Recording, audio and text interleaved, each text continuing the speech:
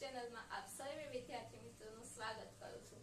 આજે આપણે ભણવો છે વિષય ગણિત ધોરણ 7 પ્રકરણ 7 રાશિઓની તુલના। રાશિઓની તુલના શું છે? રાશિઓની તુલના એ એક પ્રકારની બે રાશિઓ વચ્ચેની સરખામણી છે। રાશિઓની તુલના વિશે તમે ધોરણ 6 માં ભણી ગયા છો ગુણોત્તર અને પ્રમાણ નામના ચેપ્ટરમાં। જેમ તમે ગુણોત્તર અને પ્રમાણમાં બે રાશિઓ વચ્ચેનો ગુણોત્તર લઈ અને એની સરખામણી કરતા, તેવી જ રીતે આમાં પણ આપણે બે રાશિઓની સરખામણી કરવી છે, પણ ટકાવારીના આધારે। આ ચેપ્ટરમાં આપણે ત્રણ મુદ્દા અગત્યના ભણવાના છે: ટકાવારી, નફો ખોટ અને વ્યાજ વિશેની વાત। તો સૌથી પહેલો પોઈન્ટ આપણો છે ટકાવારી। ટકાવારી એ શું છે? ટકાવારી એ જો 100 ને આધાર રાખીને ગણાતી એક રાશિ છે। 100 ને આધાર રાખવાનો છે, મેઇન આપણો આધાર છે 100 છે। આમાં ટકાને દર્શાવવા માટે આવું ચિહ્ન વપરાય છે। આ ચિહ્ન છે એ આપણે જોયેલું છે। જ્યારે તમે પરીક્ષા આપો છો અને છેલ્લે તમારું રિઝલ્ટ આવે છે, તમારું પરિણામ પત્રક આવે છે, ત્યારે તમારા શિક્ષકો છે તે તેમાં ટકાવારી લખતા હોય છે। જે શેને આધારે લખતા હોય છે? 100 ને આધારે લખતા હોય છે। ગમે એ સંખ્યાને આપણે 100 ને આધારે ગણતરી કરીએ એને જ આપણે ટકા કહીએ છીએ। તો તેમાં તમે જોયું છે કે 90% હોય છે, 95% હોય છે, એ બધું શું છે? તો કે એ 100 માંથી આટલા ટકા એવો આધાર હોય છે। ટકાવારી હંમેશા વધારે પડતી આપણે 100 ને આધારે લઈએ છીએ। 1% એનો મીનિંગ શું છે? 1% એનો અર્થ છે 1/100। કોઈ પણ સંખ્યાને આપણે જે ટકા દર્શાવીએ છીએ 1% બરાબર 1/100, તો હંમેશા અને જ્યારે આપણે આ ટકાની નિશાની અહીંથી દૂર કરવી છે ત્યારે આપણે છેદમાં 100 લખીએ છીએ। જો શું કહે છે? 1% નો અર્થ જ એવું થાય છે કે 100 માંથી 1, એટલે કે 1/100 સરખા ભાગ કરો તો કેટલા આવશે? 0.01। એક ભાગ હશે 0.01%, એકનો હશે 5%। નો મતલબ છે 5/100। એવી રીતે 10%, જે ટકાની નિશાની દૂર કરશે એટલે 10/100।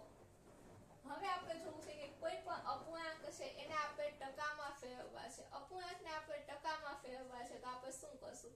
જ્યારે આપણે અપૂર્ણાંક છે ને ટકામાં ફેરવવા છે તો આપણે એને 100 વડે ગુણશું। 100 વડે ગુણશું એટલે કોઈ પણ અપૂર્ણાંક છે એ ટકામાં ફરશે। પેલો આપણને અપૂર્ણાંક આપ્યો છે 3/4। 3/4 છે એને આપણે અપૂર્ણાંકને ટકામાં ફેરવવા છે। આપણી પાસે અપૂર્ણાંક છે 3/4। 3/4 ને મારે ફેરવવા છે ટકામાં। તો સૌથી પહેલા શું કરવું પડશે? આપણે જ્યારે અપૂર્ણાંક આપેલા હોય અને એને આપણે ટકામાં ફેરવવા હોય તો ત્યારે આપણે એને 100 વડે ગુણવા પડશે। અહીંયા આપણી પાસે અપૂર્ણાંક છે 3/4, મારે એને ટકામાં ફેરવવા છે તો હું એને 100 વડે ગુણીશ। 3/4 ગુણ્યા 100 કરશો એટલે છેદ આપણને જો ઉડાડતા આવડતા હોય તો આપણે સીધા છેદ ઉડાડી શકીએ, 25 × 100। અને જો છેદ ઉડાડતા ન આવડતા હોય તો તમે 100/4 પણ કરી શકો। 25 × 3 કરશો એટલે શું જવાબ આવશે? 75। અને છેલ્લે આપણે નિશાની મૂકશું ટકાની, 75%। જ્યારે આપણે ટકા શોધીએ છીએ, અપૂર્ણાંકને ટકામાં ફેરવીએ છીએ અથવા તો કોઈ પણ સંખ્યાને આપણે ટકામાં ફેરવીએ છીએ ત્યારે પાછળ ટકાની નિશાની કરવી એ ફરજિયાત હોય છે। જો તમે આ ટકાની નિશાની કરતા ભૂલી જાવ છો તો એનો પણ 1 માર્ક છે તમારે પરીક્ષામાં કપાઈ શકે છે। કારણ કે આપણું મેઇન જ છે કે આપણે કોઈ પણ વસ્તુને ટકામાં ફેરવીએ છીએ અને જો તમે ટકાની નિશાની કરશો નહીં તો તમારો 1 માર્ક કપાવવાનો છે। એટલે આ જે પાછળ નિશાની છે એ ફરજિયાત કરવાની રહેશે। હવે આપણી પાસે છે સંખ્યા 5/4 એને ગુણ્યા 100।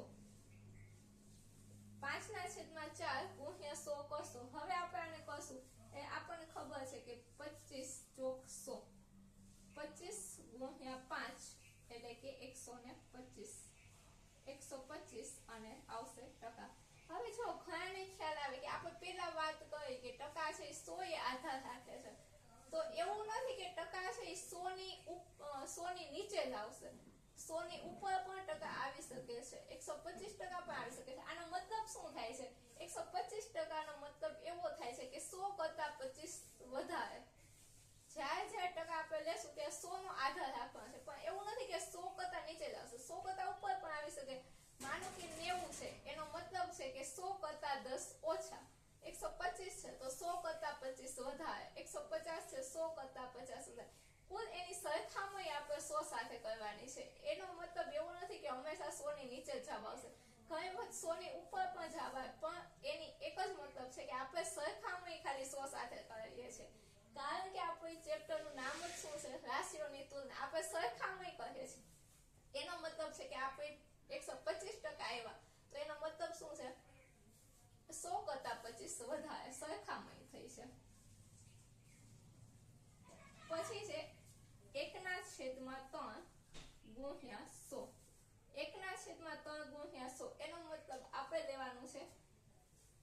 હવે જો આપણને એમ થાય કે અહીંયા છેદ ઉડશે કે નહીં. ઘણી વખત ઘણા વિદ્યાર્થીઓને છેદ ઉડાડતા આવડતા નથી અને એ કન્ફ્યુઝનમાં પડે કે અહીંયા તો ચલો છેદ ઉડતા હતા, પણ અહીંયા છેદ ઉડે કે ન ઉડે.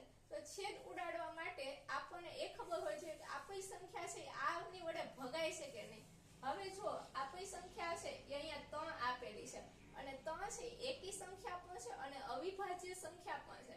જ્યારે જ્યારે છેદમાં અવિભાજ્ય સંખ્યા હોય ત્યારે વધારે પડતું છે એ છેદ ઉડતા હોતા નથી. મોટે ભાગે જ્યારે અવિભાજ્ય સંખ્યા આપેલી હોય ત્યારે છેદ ઉડતા હોતા નથી. તો આપણે જોઈએ કે 100 ભાગ્યા 3 અને અહીંયા જે સંખ્યા છે 100, તો આપણને ખબર પડે કે અહીંયા પાછળ 2 શૂન્ય હશે એટલે 3 વડે તો ભાગ નો જ ચાલતો હોય. વિભાજિતાની ચાવી જો તમને આવડતી હોય તો તમને ખ્યાલ હોય કે પાછળ શૂન્ય હોય તો એ કોઈ દિવસ 3 વડે ભાગી શકાય નહીં નિશેષ. તો હવે આપણે નિશેષ તો 3 વડે નથી ભગાતા, એટલે આપણે શું કરશું? 100 ભાગ્યા 3 એનો ભાગાકાર કરવો પડશે. હવે 100 ભાગ્યા 3 નો તમે ભાગાકાર કરો. સાઈડમાં હું અહીંયા થોડોક એવો કરું છું. 100 ભાગ્યા 3 3 9 એક વધે છે ઉપરથી મીંડું, ઉપરથી શૂન્ય. 3 9 એક વધે છે. હવે જો અહીંયા ભાગ કઈ ચાલતો નથી ને અહીંયા શેષ વધી છે, તો તમે આને અપૂર્ણાંક સ્વરૂપે પણ લખી શકો અને તમારે અપૂર્ણાંક સ્વરૂપે લખવું હોય તો આપણે સીધું જ લખી શકીએ.